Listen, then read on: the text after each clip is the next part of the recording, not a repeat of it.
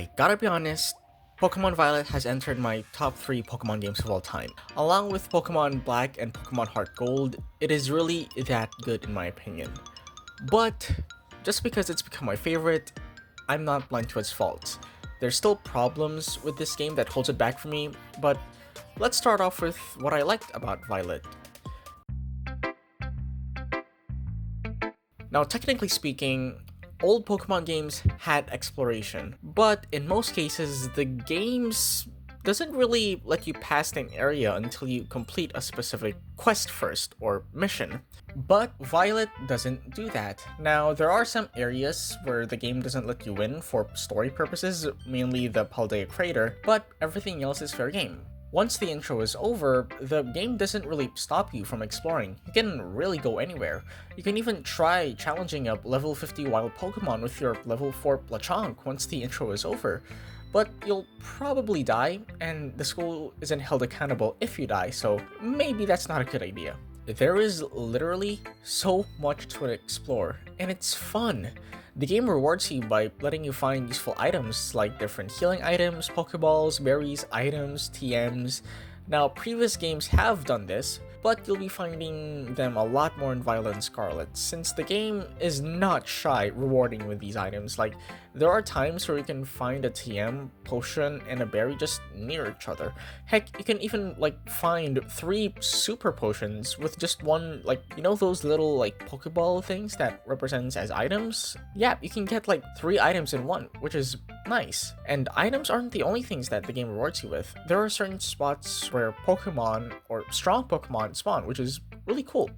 It really feels rewarding to go explore an area and look at the Pokemon you can catch without going to the tall grass.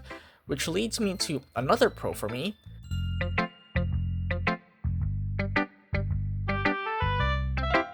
Now, I am aware this was kind of a thing in Pokemon Sword and Shield, and I don't want to double check because I want to play the game without any prior knowledge about it, just like Pokemon Violet. Am I dumb for doing this? Probably. But I want to do it, so shut up! I'm sorry, that was mean. I don't know if this is a hot take, but I like that they removed the random encounters. Now don't get me wrong, I didn't mind random encounters in old Pokemon games. Heck, I still play the old games, and I'm still willing to grind if it means I might encounter my favorite Pokemon. But oh my lord, I am so happy that's no longer a thing I have to do in this game. I can actually see the Pokemon out in the wild, which makes sense, and I don't have to rely on RNG to get a specific Pokemon only to be greeted by another Zubat. Leave me alone! And if I don't want to battle wild Pokemon, I could just avoid them by not going near them. Now I don't need to use a repel every 5 minutes just to get to a place, which is lovely. I genuinely love this change. This is what I mean when exploring feels rewarding in this game. You see so many Pokemon roaming around, and it's cool. Not to mention the way you start a battle with a wild Pokemon, you either need to approach them, but I mean, why would you do that when you can throw your Pokeballs at them to let out your Pokemon to battle them, like in the anime? Like, what? This honestly made me so happy. It really made me feel like I'm discovering Pokemon again for the first time. I know it looks like it's not that special, but to me, it just makes me so happy, and it makes me smile so much. Not to mention, you can throw your Pokeball to let your Pokemon out so they can walk with you, and find some useful items while they're outside their Pokeball. But that leads to one of my problems with this game. Walking with your Pokemon in this game isn't like in Heart Gold, where the Pokemon would just be behind you and close to you. In Scarlet and Violet, some Pokemon can keep up with you when you run, but I feel like most of the time, a lot of them would lag behind. And I get it, some Pokemon are slow, and some would probably look off when you up their speed and movement animation, but come on!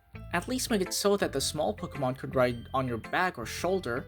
When I first found out you can let your Pokemon out of their Pokeball, I really thought it'd be like Heart Gold, but I was pretty sad and disappointed it wasn't.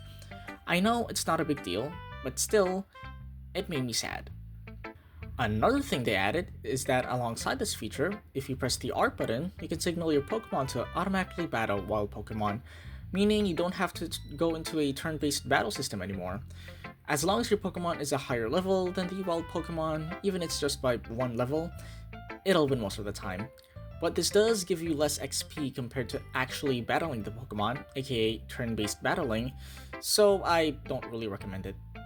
Speaking of the open world, another issue for me was when I realized the game was open world, I really thought they made it so that the trainer, raids, and gym leader levels would scale alongside your gym badges, but apparently it's set. Meaning, you can have one gym badge, but you can accidentally challenge a trainer that has a level 50 Scyther.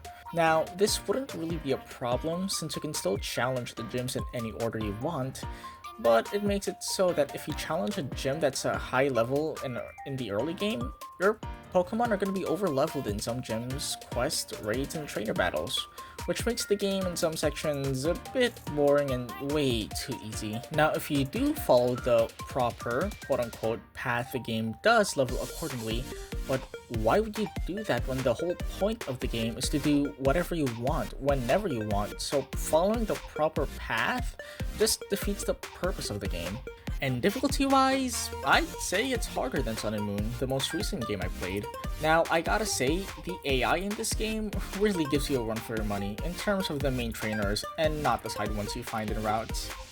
I know I don't really need to say that since the side trainers aren't meant to give you a hard time, but I really wish they did because they're honestly no different than battling wild Pokemon in my opinion, and I think it'll help with the downtime in between missions. But in terms of the main trainers, like the gym leaders, they really up the challenge in this game in my opinion. They have stronger movesets and strategy, which makes battling them more intense, compelling, and fun in my opinion. In addition to that though, they introduced another special move in the Pokemon series called Terastallization. Did I say that right? It's called Terastallization. Nailed it. Now explaining what I'll just call it terraforming. Now explaining what terraforming does can honestly be its own video, so I'll just link a Reddit post where it gives an in-depth explanation about what it does. But to summarize what I understood by playing the game, it's basically Mega Evolution from Pokemon X and Y, but the difference is it uses more strategy to pull it off, since the only thing it'll buff is your Pokemon's Terra-type moves, but it can also change your Pokemon's weakness, but you can only use it once per life, meaning you can't use it again until you heal at a Pokemon Center. Now, I really like this more than Mega Evolution, since, like I said, it requires more strategy to use. You really need to think whether or not to Terra-type your Pokemon early in the battle, since if you do Terra-type, you're risking your Pokemon to only have one type, meaning Pokemon with type combos can drastically change their weakness, and Pokemon with very different move types can also change to a completely different type during the battle. Take Tinkaton for example. They're a Fairy and Steel type, but once you Terra-type her to her Terra form, let's say a Fairy type, her weakness of Fire and Ground can change into Steel and Dark type instantly. This gives Pokemon battles more depth for me. The amount of combos and strategies you can pull off when you use this new mechanic is lovely. It honestly makes your previous battle mechanics like Mega Evolution and Z-moves a bit underdeveloped in my opinion. It feels like they were just experimental mechanics and terraforming was the final result of it. Terraforming honestly gives the battle more depth and I really like this addition. But who cares about that Let's Play Cookie Mom? Wait a minute. Yes, Pokemon has added the newest feature in the series, making a sandwich.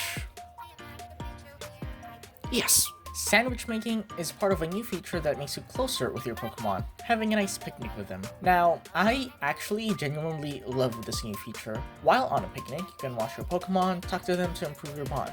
And if you eat sandwiches or any food with them, you'll have increased stats like your chances of encountering specific Pokemon in an area, your capturing rate, shiny spawns, and other stats.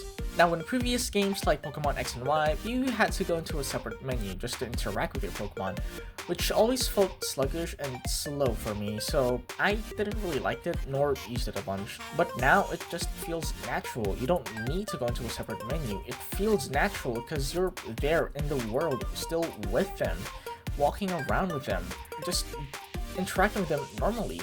Now, friendships aren't the only thing you're gonna get when you're going on a nice picnic. Yup, you'll feel love too. You'll also gain a small amount of XP, which is nice for early game, but when your Pokemon are already 30 plus levels, you won't really get much use of this anymore, unfortunately. But you don't do it for the XP, damn it, you do it because you love your Pokemon. But you know what else I love?